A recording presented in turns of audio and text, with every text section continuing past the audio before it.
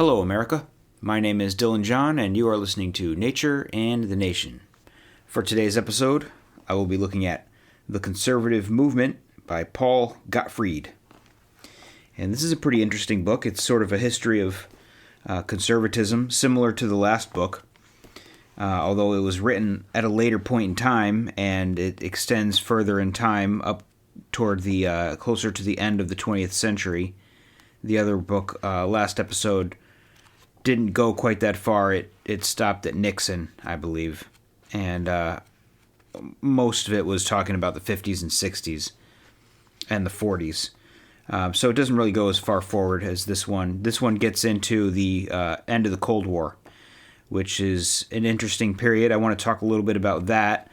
I also want to talk a little bit about the Barry Goldwater campaign.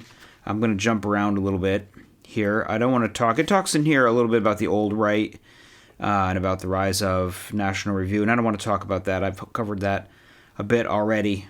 So just Goldwater, and then moving forward from there to a few other things. As in all my episodes, I'm going to read a couple sections that struck me as important, and then provide a little bit of commentary about what I've looked at. To start with, I want to read a section here in Chapter 2 about Barry Goldwater and the rise of the Goldwater campaign. Here he says, quote, "In April 1963, F. Clifton White, William Rusher, and their financial backers, who came predominantly from the Sun Belt, chose a senator from Arizona, Barry Goldwater, as their presidential candidate. The group thereupon transformed itself into the Draft Goldwater Committee. According to White, Rusher, and William F. Buckley, then a non-affiliated member of the committee, Goldwater tried long and vehemently to disassociate himself from his backers. He never believed that he could win the presidency, especially after John F. Kennedy's assassination in November 1963. Later, his presidential campaign became mired in divisive quarrels with the liberal wing of his party, led by Governor Nelson Rockefeller of New York. Having emerged from party primaries with an extremist label, Goldwater spent the fall of 1964 desperately responding to the same charges from his Democratic opponent that the Rockefeller forces had leveled against him during the spring. His dissent from the 1964 Civil Rights Act, on the ground that its public accommodations provision infringed on property rights, was construed as crass support for racism, although Goldwater had long attacked anti-black discrimination. His critical remarks during a campaign speech about public ownership of the Tennessee Valley Authority allowed him to be depicted as a reckless, indiscriminate opponent of New Deal programs. His insistence that the American government prosecute the war in Vietnam more vigorously or leave became for his political and journalistic adversaries proof of his belligerence. Surveying Goldwater's presidential bid, which culminated in his losing to Johnson by a margin of nearly 16 million votes and being beaten in all but 6 states, 5 in the Deep South, White observes, "It was not Republicanism that was beaten so badly in 1964, nor even the real Barry Goldwater. It was radicalism, or rather the illusion of radicalism, as represented by a cruel caricature of the candidate." Although White blames the Goldwater defeat partly on the effectively vicious tactics of the Johnson campaign, he also recognizes the role of historical forces. Republican opponents of the welfare state were too open in their contempt for Great Society programs. What many of them failed to take into account was that in the latter half of the 20th century, practically everyone wanted, indeed expected, something from the government, and large numbers of them were perfectly willing to trade their votes in order to get what they wanted. Seen from this perspective, Lyndon Johnson was a conservative defending the established order, while Barry Goldwater, the true conservative, became a radical, bent on upsetting the apple cart of peace and plenty. Apart from using the phrase true conservative to apply to Goldwater, White's analysis foreshadows the view held by neoconservatives of the 70s and 80s looking back at the contest of 1964. William Rusher may have been right in calling 1964 the watershed year in post-war conservatism. Goldwater was personally unable to represent the full range of post-war conservative thinking, nor was the historical moment propitious for anyone to do so. His campaign was narrowly focused on a few economic and foreign policy issues, and on invidious questions that journalists and politicians raised about his moral and intellectual competence. Even if one allows for the vulgarizing process that turns philosophic principles into electoral issues, the intellectual richness of the post-war right, typified by James Burnham, Frank S. Meyer, Friedrich Hayek, and Russell Kirk, was notably missing from the Goldwater campaign. As one traditionalist critic, Craig Schiller, observed, Goldwater went down to defeat as the brutally wronged but inept candidate of the Hoover-Taft wing of his party. The charge is just, even if Schiller is inaccurate about Hoover and Taft. Although Goldwater characterized Russell Kirk as his favorite philosopher, and was in turn praised by Kirk for his anti-communist foreign policy, Goldwater could never shake his image as a brash defender of unqualified capitalism. Kevin Phillips criticized Goldwater and his campaign managers for paying insufficient attention to the northern cities, particularly their non-Hispanic Catholic voters. Despite the rightward lurch of northern ethnics in the Democratic primaries of 1964, according to Phillips, when November's votes were counted, the backlash was exceedingly weak. Boston and Baltimore wards that had gone heavily for Louis Day Hicks and George Wallace went 6 and 8 to 1 against Barry Goldwater. Phillips correctly inferred that whatever the appeal of the 1964 nominee's civil rights stance, it was outweighed by the unpopularity of his position on labor legislation, aspects of the Social Security system, and economic issues in general, none of which handicapped free-spending populist Democrats like Mrs. Hicks and Governor Wallace. After 1964, no conservative politician would speak as explicitly as Goldwater had about rescinding the New Deal. Republicans would denounce further deficit spending, extol individual self-reliance, and call for trimming budgets. Conservative politicians would repeatedly seek votes by deploring the growth of bureaucracy. Yet the obvious lesson of 1964 would not be forgotten. The majority of the American electorate voted for the welfare state and against its unabashed critic. This electoral fact, according with the findings of Gallup and other polls in 1964, that most Americans favored the continuation of existing federal social programs and supporting the Civil Rights Act of that year. A Gallup poll of rank-and-file Republicans on 13 January 1965 revealed that their top priorities were to replace Goldwaterites, such as Dean Birch and Richard Kleindienst, in positions of party leadership and to adopt a more moderate platform. These opinions are noteworthy, even if one takes into account the bitter aftertaste of the 1964 election. End quote. Okay, so there's a bit in there about Goldwater and the Draft Goldwater Committee. It opens up with a bit about the Draft Goldwater Committee, and Buckley was a participant in that, but some other people as well I think were more prominent. And they kind of dragged Goldwater kicking and screaming into the campaign for president, and it didn't go well. He was attacked by Rockefeller and the Eastern moderate Republicans, and the primary, I think, was damaging. The Democrats picked up the same line of attack that the Republican primary opponents had used against Goldwater, and he could never quite shake the image of being a radical. And one of the guys who was involved in recruiting Goldwater, that's F. Clifton White, he says it wasn't really Goldwater that lost, it was radicalism that lost. It was this caricature of radicalism that the opposition painted that lost. And after the fact, it seemed as though Republicans wanted to steer the party back away from the Goldwaterites and back into the hands of moderates in a more moderate direction. And he says that the last time that anybody really spoke aggressively about drawing back the New Deal, the Great Society, all of the social safety nets, the social programs that were instituted by the New Deal, the last time anybody really spoke seriously about about ending that stuff was Goldwater. And even today, Republicans may give a little bit of lip service to, kind of like the welfare state and shrinking the welfare state. But nobody's really coming for your Medicare. Nobody's really doing much to come for your Social Security or anything like that. So ending the New Deal is something that probably most Republicans aren't really actively pushing for any longer, although they're continue to kind of chip away at the more egregious expenses. The program will continue, and it's probably not really going anywhere. The Republican Party has much different priorities nowadays.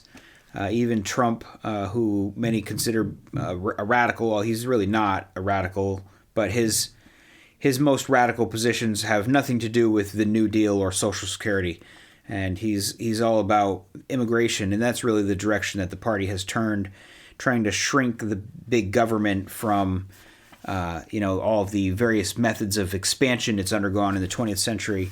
It's just not really going to happen probably in the near future. So the last hurrah of the attacks on the New Deal happened with Goldwater.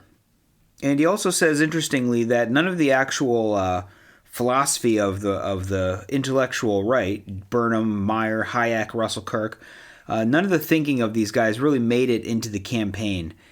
He did credit Russell Kirk as his favorite philosopher, but Goldwater, I looked at Goldwater's book there, and I think a lot of it was ghost written for him, but he signed off on it, and it was really, it was very free market oriented. It was very pro-capitalism.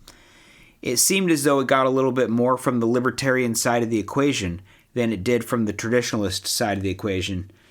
And I think that's Goldwater was just a little bit more about that. He was a little bit more about the free market capitalism.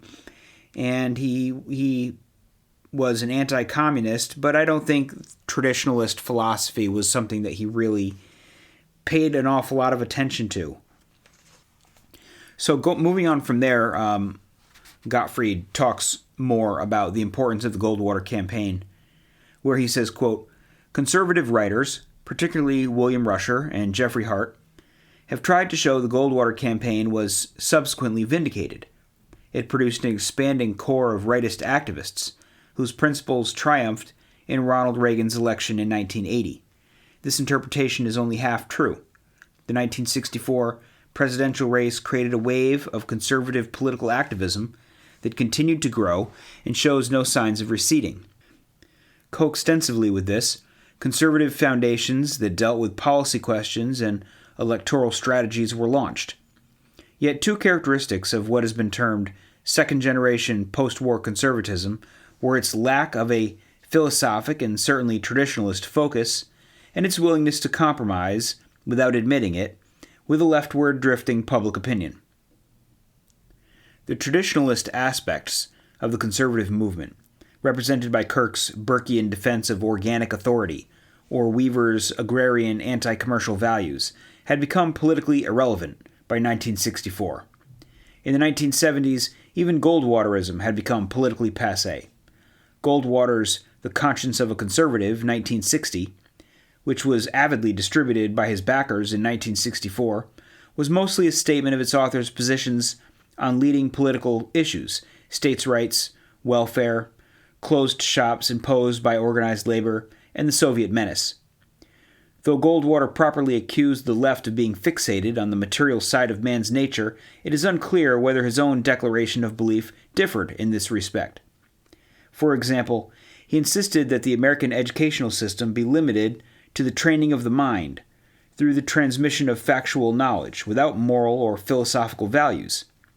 His stated conviction that the formation of values takes place exclusively in the family and in churches was not the purely defensive reaction to growing liberal control of education that many of Goldwater's traditionalist supporters imagined it to be.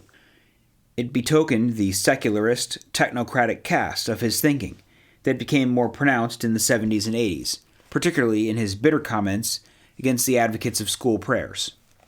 Goldwater, by the 70s, also came to advocate environmentalist restrictions, He shocked his old backers even more by defending the Supreme Court's imposition of judicial remedies to fight the effects of anti-black discrimination. Goldwaterism in its pristine form may have vanished with a challenge that Congressman John Ashbrook of Ohio mounted in 1972 against President Nixon. Dissatisfied with Nixon's policy of detent and support of a national family assistance plan, the American Conservative Union and several veterans of the draft Goldwater Committee induced Ashbrook to oppose Nixon in the Republican primaries. Ashbrook, an unreconstructed Goldwaterite, never gained more than 10% of the vote in any primary. He withdrew from the race in June 1972. Although the weakness of his presidential campaign has often been attributed to the fact that Ashbrook challenged an incumbent of his own party, this explanation is too pat. Eugene McCarthy jolted an incumbent president in the Democratic primaries of 1968 because he found a liberal anti-war constituency. Ashbrook found no corresponding constituency on the right. Most conservatives could live with Nixon, albeit with a certain amount of grumbling. Indeed, some of them, such as Jeffrey Hart, a senior editor of National Review, and Patrick Buchanan, wrote speeches for him. The support was not entirely one-sided. Establishment Republicans, particularly Nixon, went out of their way to hire conservative journalists. Such people served as liaisons to the embattled Republican right and helped justify the shifting administration policies to conservative purists. If post-war conservatism had been a series of movements rather than the orderly unfolding of a single force, the Goldwater campaign is the most crucial turning point in its history. Goldwater's acquisition of the Republican presidential nomination dramatized the political power of the post-war right. It also mobilized masses of supporters.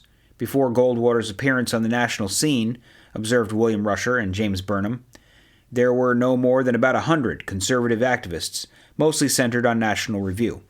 After 1964, there were tens of thousands, ready to mobilize behind other conservative candidates for high office. Although this analysis may not take account of the right-wing campus activism of the late 50s and early 60s, it is correct about the catalytic effect of 1964 in engendering a conservative mass movement.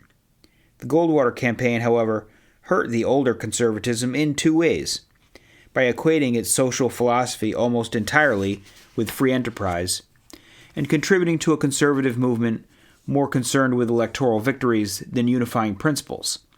The multitude of activists, once assembled, became the major force among conservatives, a movement that Kirk, citing T.S. Eliot, hoped would fight for the permanent things, became increasingly concerned with opinion polls and electoral majorities.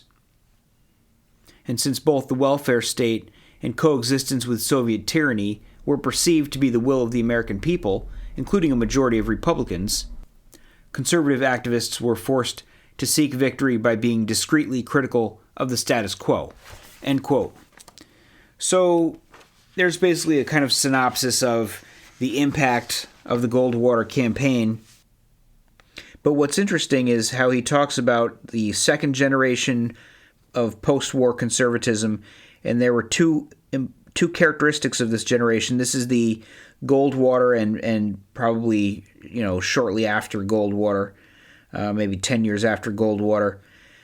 He says two characteristics of this second generation post-war conservatism were its lack of a philosophic and certainly traditionalist focus, and its willingness to compromise, without admitting it, with leftward drifting public opinion. The traditionalist aspect of the conservative movement had become politically irrelevant by 1964. So Kirk, Weaver, the traditionalist side of the fusionist arrangement, was getting short shrift at this point. So I of course, find this interesting how Rothbard had said that the libertarian side of the equation was getting short shrift, and now we hear that the traditionalist side is getting short shrift, and it's really become all about free enterprise capitalism by the time of Goldwater.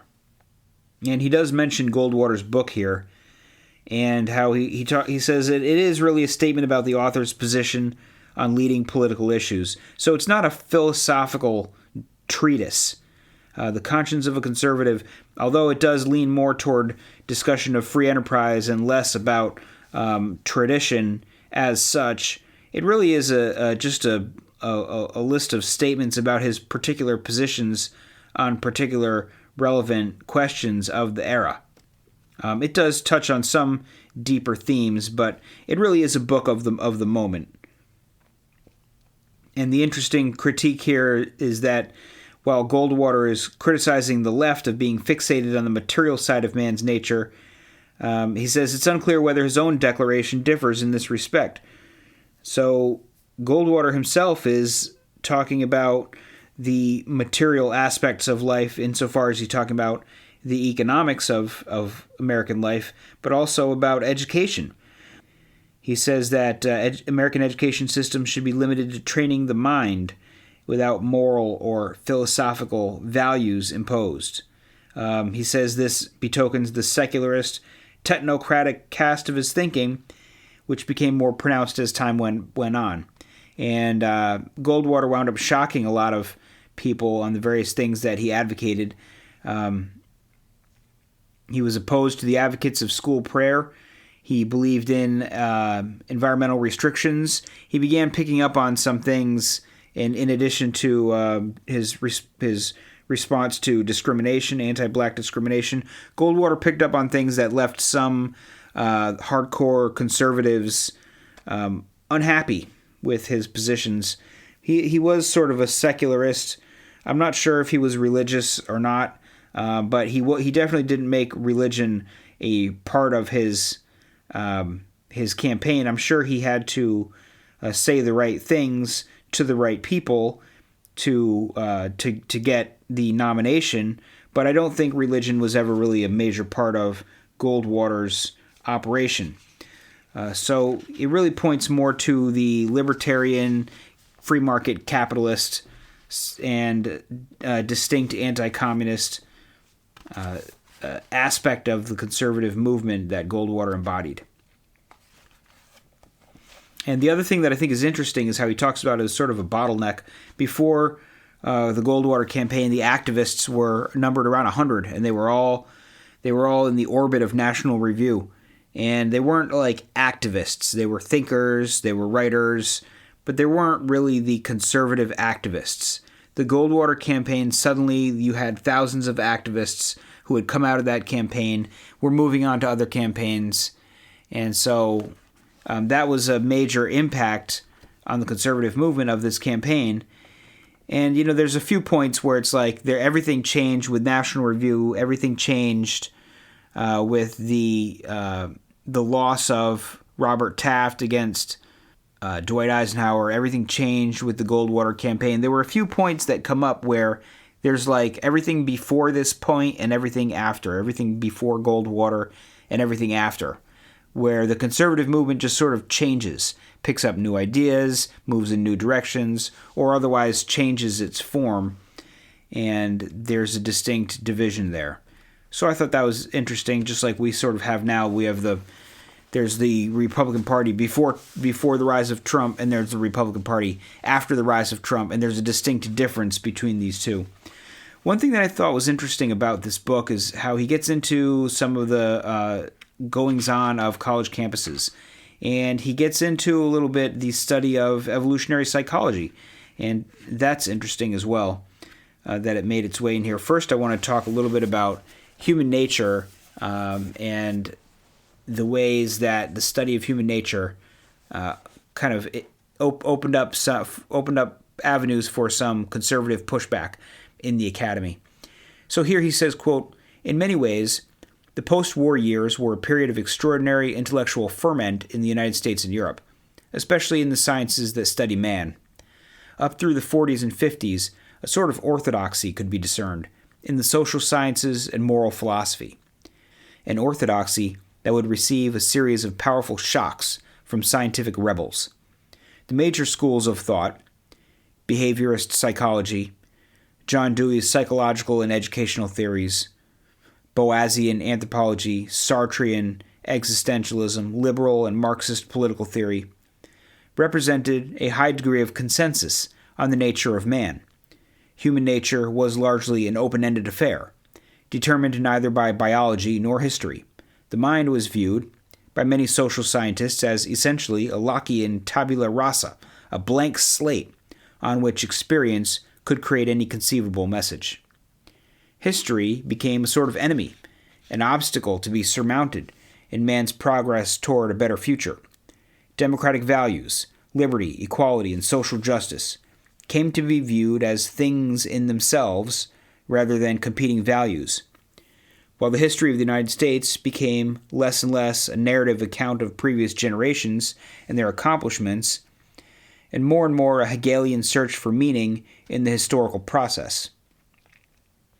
Throughout the 20th century, colleges and universities had been at work redefining their roles. What had been, in the 19th century, a community of scholars sharing the wisdom of the past with young students was gradually transformed into an uneasy combination of research lab and indoctrination center. The Classical Academy and John Henry Newman's Christian concept of the university had come to be seen as largely irrelevant. A new democratic America required socially responsible citizens, not priests or aristocrats with a smattering of classics. By the early 1950s, colleges and universities had become the symbolic expression of the highest aspirations of industrial America. The reigning orthodoxy had survived challenges from the left, Marxism, and the right, the new humanism and agrarianism. Anti-communist, progressive liberalism was the social and political philosophy of American intellectual life. John Dewey, in many ways the most prominent American philosopher of the early 20th century, combined a blank slate psychology with a commitment to liberal democracy and social progress. He did not entirely rule out the effect of drives or instincts, but they were only raw materials, for which custom furnishes the machinery and designs. This meant, in effect, that human beings were capable of almost infinite progress toward a more just and humane society. A similar message was preached by the father of behaviorism, John B. Watson, and his disciple B.F. Skinner. Watson reduced human instincts to three emotions: fear, love, and rage. Everything else was determined by environmental stimuli. Skinner advanced the behaviorist argument in several significant directions. First, he took up the question of language, which he treated as a simple case of stimulus and response. That is, language is only an instrument for satisfying desires. Second, he promoted a utopian view of social and political life in his novel Walden II, and in more theoretical works, in which he argued that human social behavior could be improved simply by redesigning the environment. These utopian psychological notions derived added force from the anthropological theories of Franz Boas and his students, Margaret Mead, Ruth Benedict, A.L. Kroeber, among others. The Boasians emphasized the notorious variability of human cultures, which gave the human species an exemption from heredity. Politically, these arguments gave support to Marxists, who repeated Marx's dictum that man is the creature that makes his own history, to existentialists who argued that human beings created themselves, and to social reformers who looked forward to endless vistas of humanitarian progress. In every real sense, then, the politics of the post-war welfare state was bound up with a scientific worldview that can be conveniently described as environmentalist. End quote. So here we see his discussion of human nature and of the academy at the time, and the way that people were thinking about people and psychology. And he does mention John Dewey there, and John Dewey, he says John Dewey was basically a blank slate theorist.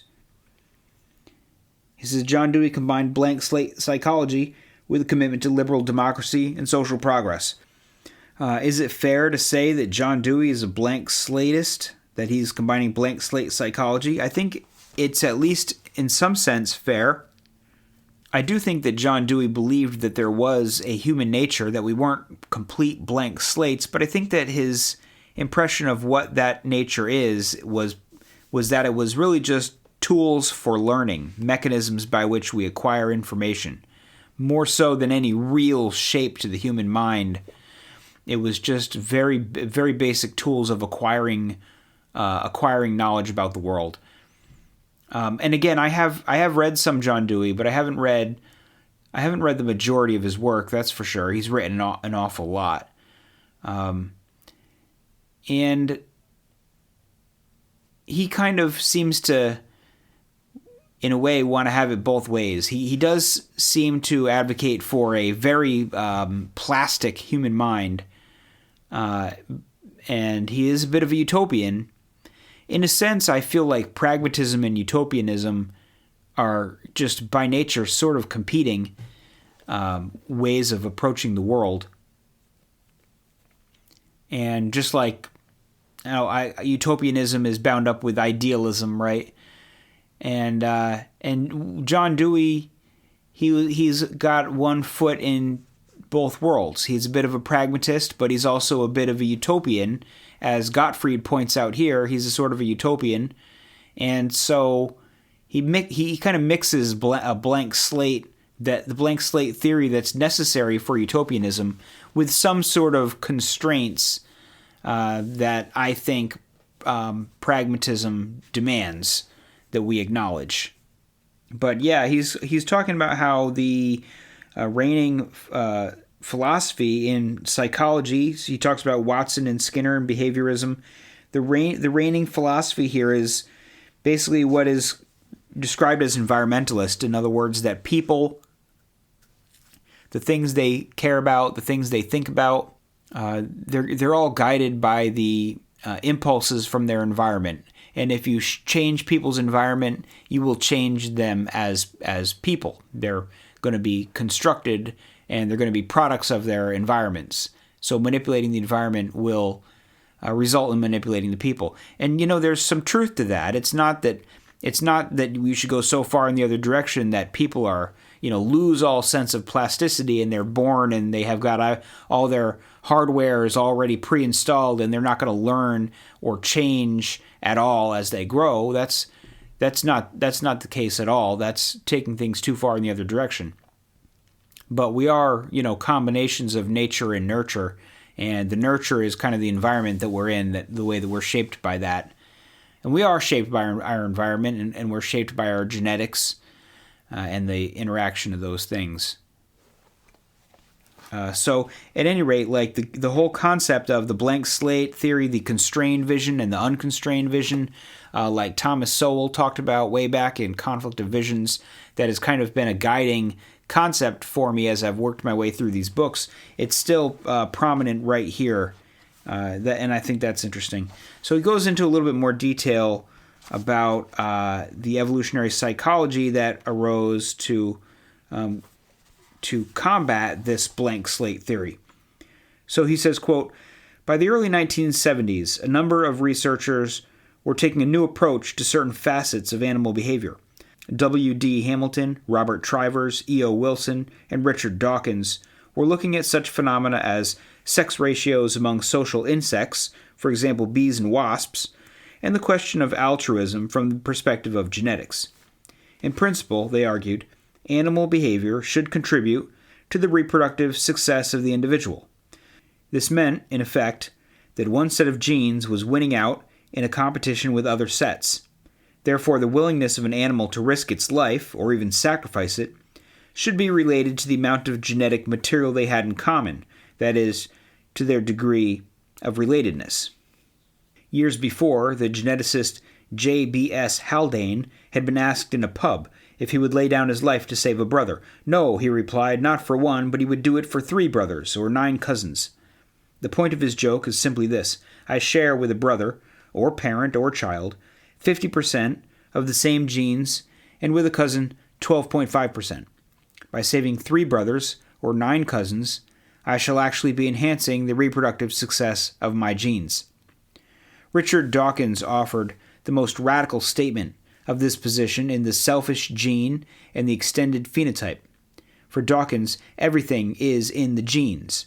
Organisms are simply vehicles that these replicating bits of DNA have adopted to ensure their survival and propagation.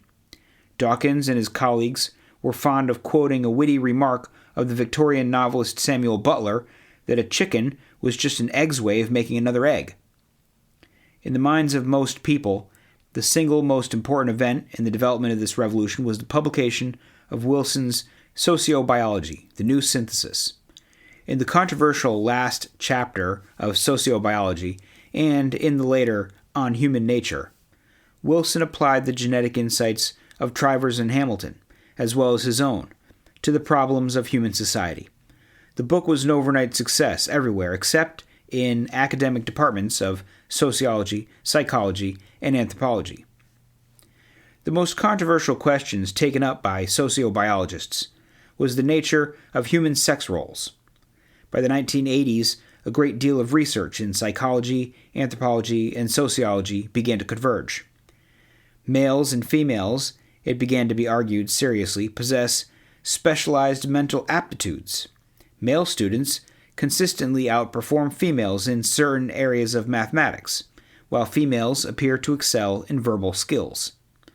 Men turn out to be, predictably, somewhat more aggressive, women more nurturant. The sexual distribution of mental abilities could be plausibly related to the sexual division of labor that was almost universally observed.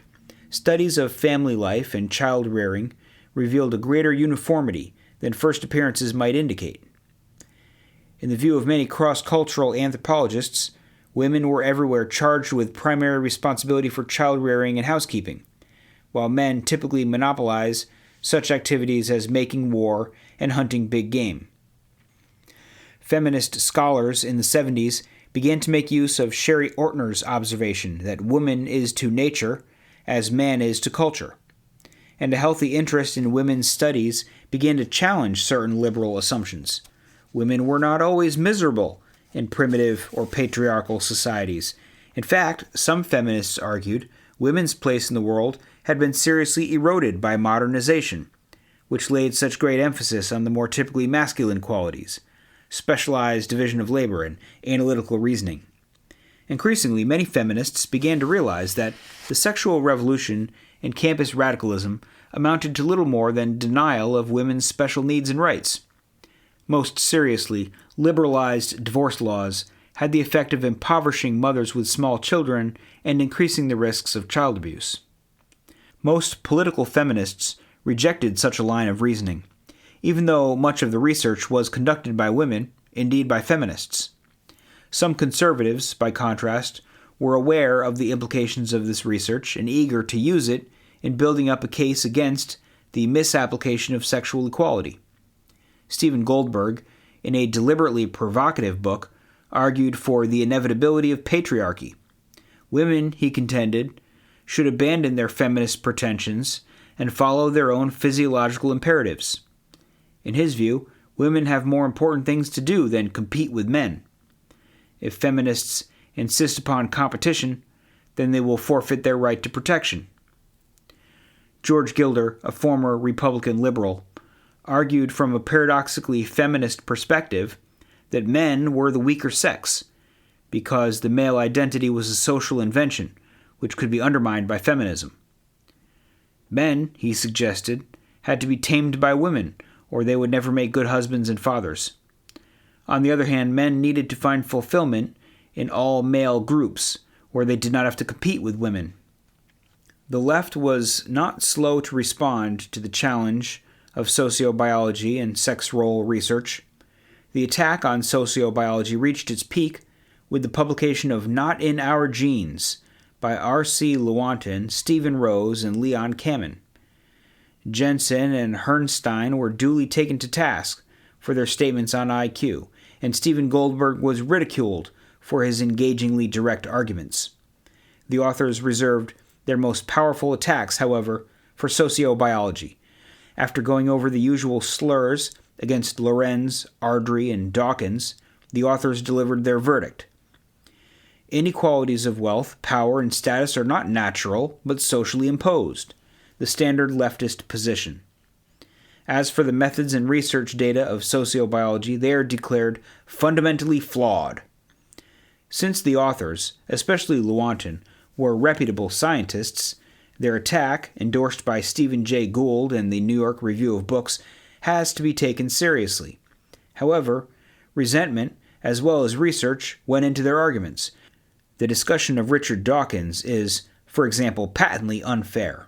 They distort Dawkins' arguments and go so far as to present, as part of his theory, certain ideas that Dawkins introduces as the entertaining speculations of his colleagues. In fact, many of the criticisms made by Lewontin and others were previously addressed and answered by Dawkins. The most basic objection is to genetic determinism per se.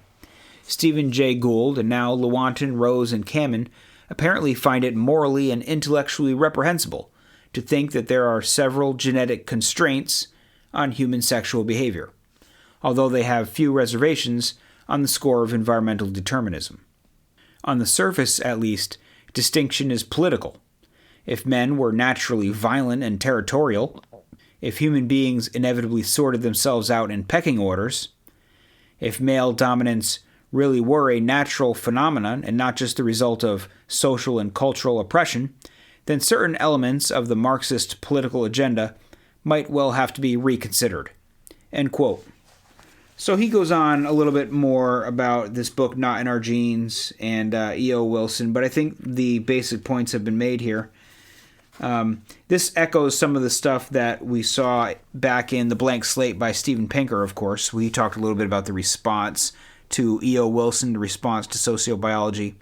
I think it's interesting that Gottfried has included all of this in this book. Most of the time, Richard Dawkins is not generally acknowledged to be a conservative, and I don't think he considers himself a conservative, but there were arguments that were being made by Dawkins and Wilson and others that were undermining Marxism, that were undermining feminism, that were undermining the basic premises that comprised liberalism, and poked some holes in some of liberalism's most fundamental concepts. So there were a few conservatives that he mentions here, but not many conservatives who were willing to sort of take up this fight.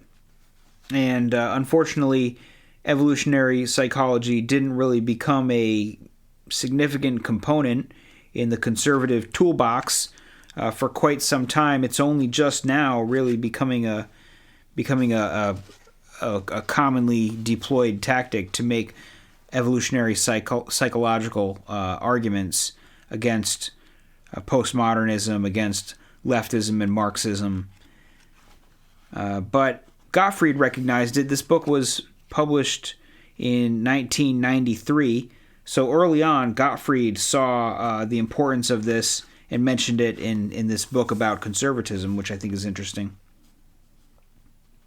These arguments by Dawkins and Wilson, they're still valid, they're still ripe and ready to be grabbed hold of and deployed. And that's one of the things I like to do in this podcast, is to try to deploy some of these arguments. So now there's one last section that I want to read. Actually, I have four sections, 4 parts I want to read here toward the end of the book. This is chapter 7. This chapter is called The Unraveling of the Conservative Movement, and there's really a split that forms between the neocons and the paleocons, or at least the split becomes noticeable and really something that goes from being a sort of unspoken difference of opinion to a real cleavage in the movement. So here he says, quote, "While small fissures were developing for some time between the strong and moderate wings of the mainstream internationalist right, a veritable chasm had opened, separating National Review and the neoconservatives from a growing coalition of libertarians, nationalists, and non-interventionists. Members of the new realignment disagreed on many points, such as free trade and America's intervention in the Persian Gulf, but they were all sharply critical of the New York-Washington right's foreign and domestic policies. The symbolic event that made the split irreconcilable took place on 5 May 1989. It was then that the Rockford Institute dismissed Richard Newhouse from his position as director of its Center on Religion and Society. Newhouse had fought bitterly with the Institute's leadership for at least several years, particularly with the editor of Chronicles, Thomas Fleming, who had directed repeated barbs against democratic globalism and civil disobedience. a former Lutheran pastor, now a Catholic priest, turned civil rights activist, turned neoconservative, Newhouse believed deeply in the positions that Fleming ridiculed. Newhouse and the Institute were working out terms for a peaceful separation, under which he would receive all the assets and copyrights of the center, when suddenly he made a public attack on Chronicle's editor. This came at a gathering of book publishers assembled by the editors of National Review, and was in direct violation of an agreement that Newhouse had signed in preparation for his departure from the Institute. Later, admitting his error, but still upset by Rockford's political positions, Newhouse subsequently took other actions detrimental to his employer's interests that pertained to a grant of $280,000 for fiscal year 1988 to 89 that the Bradley Foundation had promised the Rockford Institute. On the basis of his expectation of this grant, the Institute had allocated an increase of funds to the New York Center. When it transpired, however, that Bradley had decided against the award, after its president Michael Joyce had consulted with Newhouse, Institute President Alan Carlson instructed his New York director to cancel or postpone activities that would involve significant expenditures. The executive committee of the Institute's board of directors then fired Newhouse when he refused to comply. During the negotiations concerning his release, the already irate Newhouse had threatened to accuse the Institute's leadership of bigotry unless his demands were met. After his dismissal, he kept that promise. In an article on Will Herberg in the 14 July 1989 National Review, he laid down the general line of attack. It is not only totalitarians who cannot stand Jews and Judaism. In this country we are familiar with a brand of conservatism that is marked by nativist and chauvinist sentiment. It advocates a form of cultural coherence that requires a clear line between us and them. In the language of that conservatism, which is fortunately is itself now marginal, the Jew is obtrusively marginal.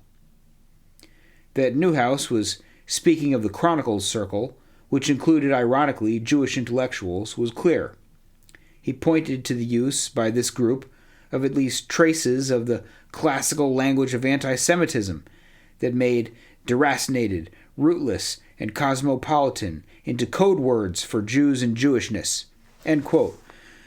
Okay, so what we see here is an organization called the Rockford Institute, which publishes a magazine called Chronicles, but also has an organization called the Center on Religion and Society.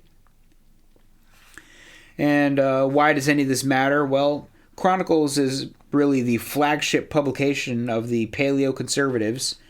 The whole Rockford Institute is really a combination of paleocons and libertarians, and they're kind of separate from the mainstream. And there's a split here. There's this guy Newhouse, who's really a neocon. I don't know how he wound up getting involved with Rockford, but at any rate, Rockford and Newhouse are going their separate ways. And Fleming, the editor of Chronicles, is ridiculing positions that Rockford believes in. So at any rate, they realize that they're not on the same page, and they're beginning to go their separate ways. And Newhouse keeps kind of screwing things up. He badmouths the people that he's working with. He badmouths Fleming at a gathering assembled by the editors of National Review, and he's supposed to keep his mouth shut according to the terms of this, the ongoing negotiations for his separation from the Institute, and he interferes with their ability, apparently, according to Gottfried, interferes with their ability to get this significant grant from the Bradley Foundation. And ultimately, Newhouse gets fired. And he goes on to accuse them all, everyone from Rockford Chronicles magazine. He basically accuses everyone involved of anti-Semitism, which shouldn't be too surprising. If you go against the mainstream right, if you go against the neocon dogma, you will be accused of anti-Semitism, invariably. He says this is ironic because Chronicles magazine involves Jewish intellectuals. Gottfried himself, the author of this book, I believe, has been involved in Chronicles magazine and is himself Jewish. But it's the sort of tried and true, will attack them for being anti-Semitic. And so we all saw that one coming from a mile away. But the distinction here is the National Review, which seems to be siding with the neocons, although that comes a little bit later. Mainly at this point, National Review hasn't really gotten involved, but he is writing, Newhouse is writing after his dismissal, he's writing articles in National Review, essentially attacking Chronicles magazine. So a war is brewing. And moving on to discuss more about this sort of realignment that's happening, he says, quote, "Deprived of major sources of funding and excoriated in the conservative press, particularly by National Review, the Rockford Institute's leaders began to look for allies who shared their concern about bureaucratic government and dislike for the Eastern establishment. This was the beginning of the paleo-realignment, described by its detractors as a matching up of previously rejected and already graying partners. Yet it turned out to be far more durable than anyone could have imagined. At least 3 major groups were involved in this realignment: old right traditionalists, libertarians, and neo-mercantilist nationalists. The members of these groups tended to be clustered around 3 organizations: the Rockford Institute, the Ludwig von Mises Institute, and the U.S. Business Industrial Council. Signs of a growing consensus were not hard to detect.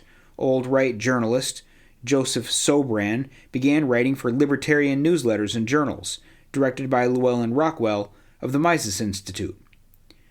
Rockwell, a longtime activist and Rothbard disciple, became a frequent guest on Patrick J. Buchanan's CNN program Crossfire, while Fleming and Buchanan both received the American Values Award from the USBIC. An exploratory meeting of libertarians and traditionalists was held in Rockford, Illinois, in November 1989 as a joint project of the Rockford and Mises Institutes. To their considerable surprise, the 2 groups discovered they had few points of substantive disagreement, free trade being the principal exception. Rothbard later characterized the meeting as a love fest, which moved quickly toward planning a strategy for reuniting the scattered conservative remnants still committed to old-fashioned Republican government. As one of the traditionalists explained to the libertarians, they agreed that the size and scope of government had to be radically reduced. Only after they had succeeded in cutting it down to the size of the 1920s would they then quibble over details that might divide the 2 groups. This burgeoning alliance, so goes the proud boast, took place among excommunicants. Having driven Rothbard from his conservative movement in the 1960s, in May 1989, William F. Buckley placed a similar interdict on the Rockford Institute. In an act of pontifical pomp, Buckley came out for Newhouse, and by implication, the neoconservatives, and against Newhouse's enemies. From the beginning, the traditionalists had insisted on including nationalists and other groups who favored local and limited government and a foreign policy based on American national interest. The most important of these groups was the USBIC. Some wondered whether a coalition was being formed with Rothbard and Rockwell, both free trade libertarians, on one side, and Anthony Harrigan, former president of the USBIC, a staunch advocate of protectionist measures, on the other. A gentlemanly debate between Rothbard and Harrigan was held at the 1990 Philadelphia Society meeting in Chicago under the auspices of the Rockford Institute's Main Street Committee. Although nothing was settled, the 2 parties proved that they could engage in a civil discussion. The next move toward a formal alliance was the establishment of the John Randolph Club, which had its first meeting in Dallas in the fall of 1990. The sessions followed a debate format pitting traditionalists against libertarians on several key topics: foreign policy, Sam Francis and Murray Rothbard; Immigration, Chilton Williamson and Lou Rockwell. And Censorship, E. Christian Kopf and Ronald Hamawi. The meetings were generally friendly, and the expected battle between Francis and Rothbard on defining state sovereignty never materialized. At several points, however, the atmosphere of harmony was jarred by more doctrinaire members of both parties. Nonetheless, significant progress was made toward a consensus on major issues. Both sides agreed that foreign policy should serve the national interest rather than the democratic values being promoted by neoconservative journalists.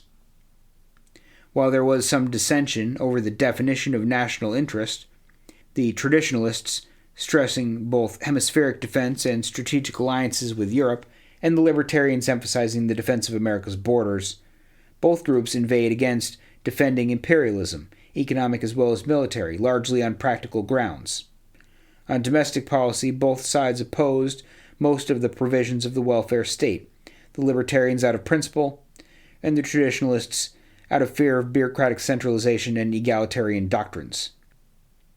After some open debate, the leading participants concluded that the language and arguments concerning civil rights were fundamentally dangerous to local and corporate liberties, no matter how well such language might work in the court of public opinion.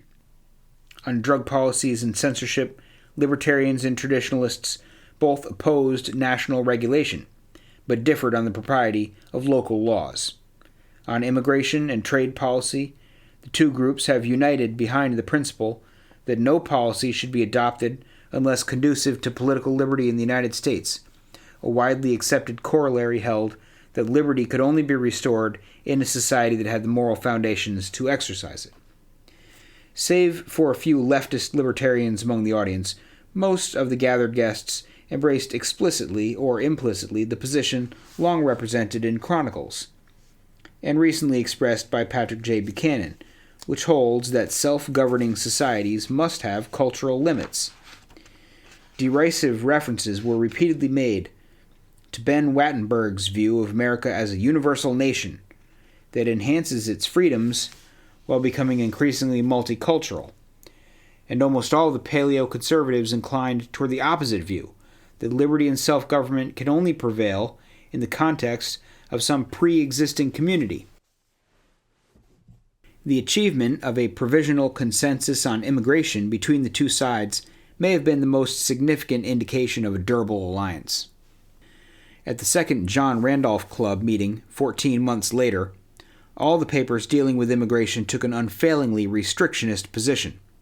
Paleo-libertarians accepted this position because of the likelihood of immigrants using and expanding the already existing welfare network. While paleo-conservatives agreed, they also raised the issue of American cultural cohesion being further weakened by floods of Third World, particularly Latin American immigrants. End quote. Okay, so this is sort of a longer section, but you see here that you're getting a new realignment, and he talks about a couple things. First, he talks about an exploratory meeting of libertarians and traditionalists held in Rockford, Illinois, a joint project of the Rockford and Mises Institute. These guys get together and they have some discussions, and Rothbard calls it a love fest. And you see the Mises Institute and Rockford, the traditionalists and the libertarians, the paleocons and the paleolibertarians uniting once again. So we see a sort of new fusionism occurring, not exactly following the outline that I had laid out so many years ago about what I had envisioned for neo-fusionism, but that's beside the point. There is a sort of revival of fusionism that was occurring in the 90s at this time when the libertarians started becoming more prominent, the paleocons started becoming more prominent, and they really decided to work together. They were the various people who had been kicked out of conservatism proper by Buckley and National Review. They were the outcasts of the political right. Nowadays, the paleocons have really taken control. I think that the neocons are so out of power at this point. Trump and the Trump-adjacent Republicans are much more closely aligned with the paleoconservative positions. They're much more closely aligned with Pat Buchanan, really, than any other historical Republican thinker. So that's interesting. The rejects come to win in the end. But he talks about a bunch of various different points. The border security. There was a couple of meetings, something called the John Randolph Club. First meeting in 1990, fall of 1990. Second meeting in 1991. And they're really like laying down the positions that would go on to become the paleoconservative positions. The libertarians getting on board with restricting our borders. The traditionalists, surprisingly, seeming to get on board with the libertarian position on drug policies. He says, on drug policies and censorship, libertarians and traditionalists both oppose national regulation, but differ on the propriety of local laws. So the traditionalists are saying, yeah, let's get rid of the national drug laws, give it back to the states, let's get rid of national censorship, and if states want to censor, then that's a different story. The traditionalists are much more willing to let states have their way. The libertarians, more ideologically driven, they want to make sure that the states also adhere to their ideology. But on the whole, there's enough agreement to kind of sketch out the outline of a new movement arriving.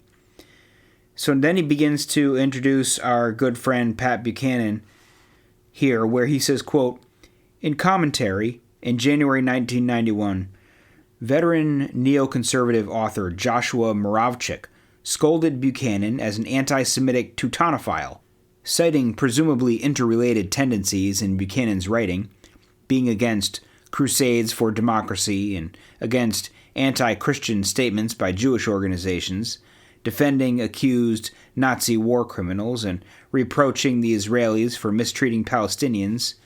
Moravchik traced Buchanan's isolationist stand on the Persian Gulf crisis back to an inveterate contempt for both Jews and Western democracy. Moravchik linked Buchanan's right-wing prejudices to his German ancestry, to the indisputable fact that his maternal family had been German, and to his unwillingness to face up to his own past. Similar charges came out in a New York Times editorial by William F. Buckley's close friend A.M. Rosenthal, and in two scathing essays, one by Jacob Weisberg in the New Republic. Throughout the fall of 1990, moreover, Time, Newsweek, and other mass circulation publications featured stories on Buchanan's war with centrist conservatives and with Abe Foxman, director of the Anti-Defamation League. Most offensive to his critics was Buchanan's assertion on the television program The McLaughlin Group that there are only two groups that are beating the drum right now for war in the Middle East, and that is the Israeli Defense Ministry and its Amen Corner in the U.S. Rosenthal retorted that Buchanan had committed blood libel by suggesting that Jews have alien loyalties for which they are willing to sacrifice the lives of Americans. And even before commentary took out its big guns, an editorial in the neoconservative New York Post announced that when it comes to Jews in a group, Buchanan betrays an all too familiar hostility. What this fray revealed were the already well-defined lines of division between the neoconservatives and their promoters and the part of the right that did not identify itself with the neoconservatives. While liberal journalist Jack Gurmand and at least initially even New Republic editor Morton Condrake vigorously defended Buchanan against the accusation of anti-Semitism, William Buckley and his National Review judged Buchanan to be insensitive to Jewish concerns. At National Review's 35th anniversary dinner, Buckley saw to it that Rosenthal and other neoconservatives sat on the dais. Shortly thereafter, Joseph Sobran, a friend of Buchanan's, whom the neoconservative Mitch Decter had accused of being a Christian anti-Semite, was demoted from the rank of senior editor to critic at large. Even America's most prominent scholar of Judaica, Jacob Neusner, long identified as a paleoconservative, began having his commissioned book reviews returned by National Review in the wake of the Buchanan incident. Moreover, longtime Buchanan acquaintance, but by then a committed neoconservative, New Republic editor Fred Barnes, explained that his erstwhile friend had indeed turned anti-Semite, if one takes into account the broad definition of the term as lack of concern for Jewish feelings. Whereas Buchanan's expanding war with American Zionist organizations evoked savage attacks from neoconservatives, the old right cheered him on. Jewish authors Alan Brownfeld and Murray Rothbard agreed with Buchanan's response to Rosenthal, that the accusation of anti-Semitism was a branding iron wielded by a tiny clique to burn horribly heretics from their political orthodoxy. Brownfeld, himself a critic of American Israeli lobbyists, maintained that Buchanan had been punished for having gone from being a Zionist enthusiast to a non-supporter of the Israeli occupation of the West Bank. Rosenthal's attack was part of a carefully crafted plan to silence free and open debate of the U.S. Middle East policy. Rothbard noted that the charge of anti-Semitism came from journalists at the New Republic and New York Times who were pursuing their discrete ideological aims. Buchanan, in accepting the USBIC's American Values Award as a champion of a new nationalism, seized the occasion to outline the doctrine of the dissident right. Addressing a council luncheon packed with congressmen and other dignitaries on 28 November 1990 at the National Press Club, Buchanan stressed the deep and fundamental differences we of the old right have always had with the interventionists, globalists, and one-worlders. With the collapse of the Soviet Union, he continued, those differences have resurfaced, as the president, advised by democratic globalists, has turned the Persian Gulf crisis into the test of the New World Order. Alluding to a remark by the paleoconservative Samuel T. Francis, Buchanan joked that whenever some of us hear phrases like New World Order, we instinctively release the safety catch on our revolvers. End quote. So here you see Pat Buchanan and the ongoing accusations against Buchanan of, surprise, anti-Semitism.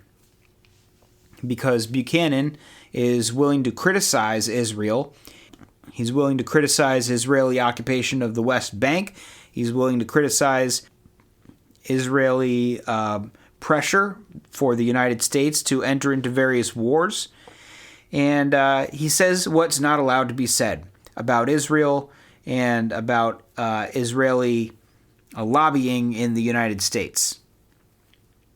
And of course, criticizing Israel can be pretty dangerous activity for political figures. And so everybody comes after him. The neoconservatives and National Review all come after him and call him an anti-Semite. Buchanan was ahead of the ball. He was really 20, 30 years ahead of his time. Trump followed in Buchanan's footsteps. Buchanan laid down the pathway. He was right about so many things. I've reviewed a number of Buchanan's books, as you know, if you're a listener of the show, and there will certainly be more Buchanan books down the road. He was right about so many things, and if only the Republican Party had listened to Buchanan from the get-go, we'd be in a much better place today than we are, unfortunately. So I wish Pat Buchanan had won the race in 1996 or in 1992, but unfortunately he didn't. So now we have to clean up the mess of the neocons.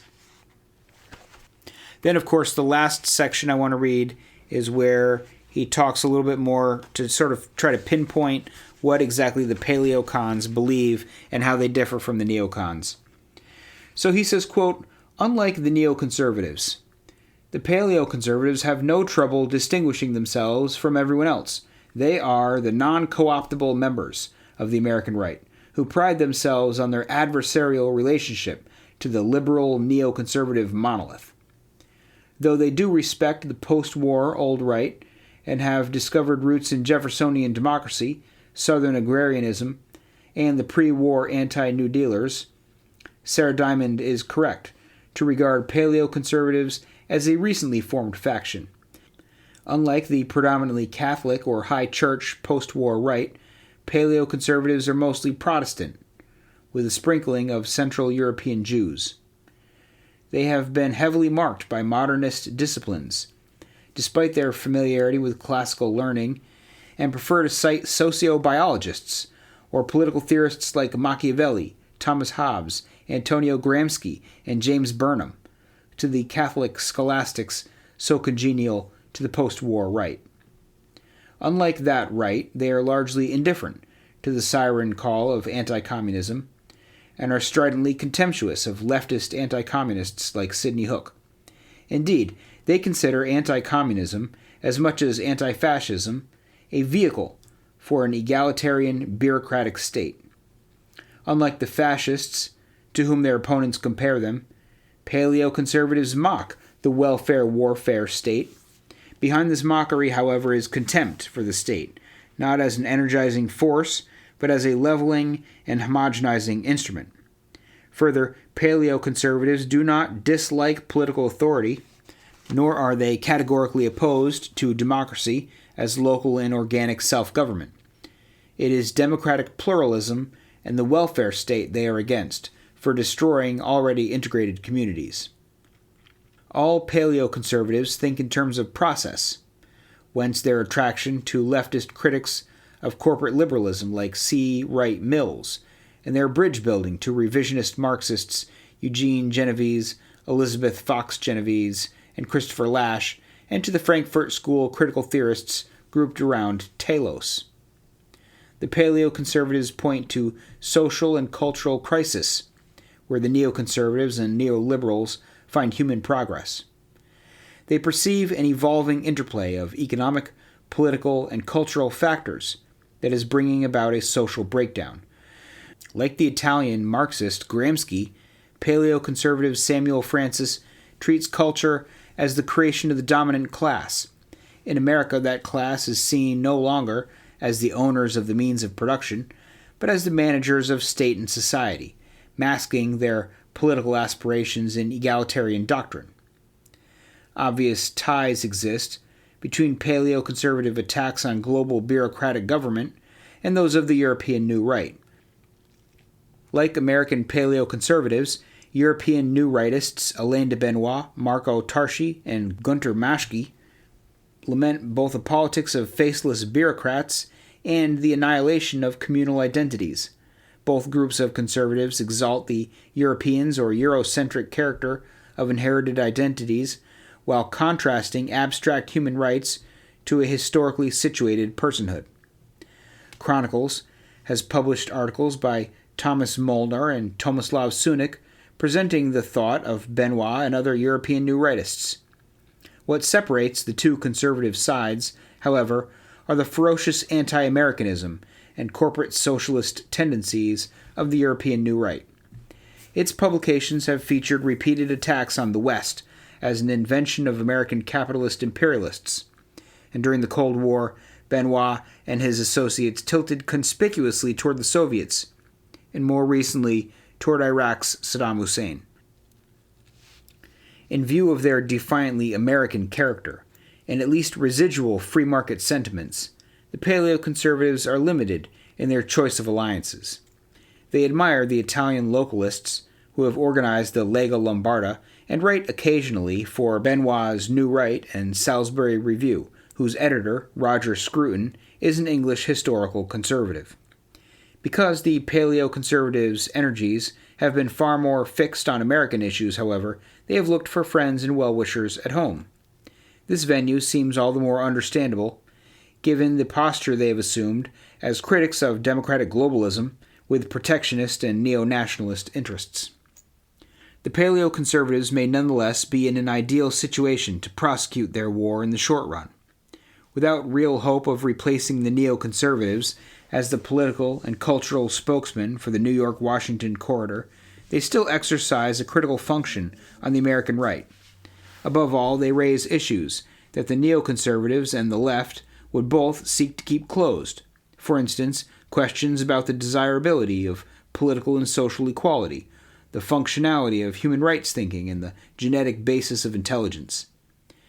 In all these assaults on liberal and neoconservative pieties, paleoconservatives reveal an iconoclastic exuberance rarely found on the post-war intellectual right. Their spirit is far more Nietzschean than neo-Thomistic, and like Nietzsche, they go after democratic idols, driven by disdain for what they believe dehumanizes. End quote. All right, some interesting concepts here in his attempt to sort of pin down a little bit more clearly what the paleocons are. He says they tend to be mostly Protestant, and what's interesting is who they are, who they quote and who they turn to. He says they've been heavily marked by modernist disciplines. Despite their familiarity with classical learning, they prefer to cite sociobiologists or political theorists like Machiavelli, and he lists a few others, Hobbes, Gramsci, and Burnham.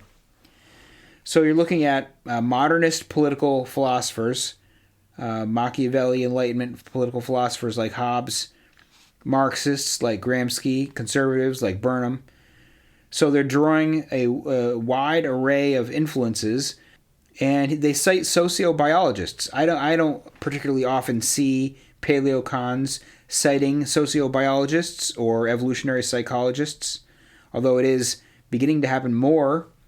I wish it happened more, but it is beginning to become a thing. This is kind of more in line with what my original thesis for my podcast was all about, my neo-fusionist idea that naturalism and its various offshoots like sociobiology, no one really uses that phrase anymore, but evolutionary psychology and things like that could and should be tools in the toolbox of the conservative, and that there must become a room somewhere on the right for the secular conservative.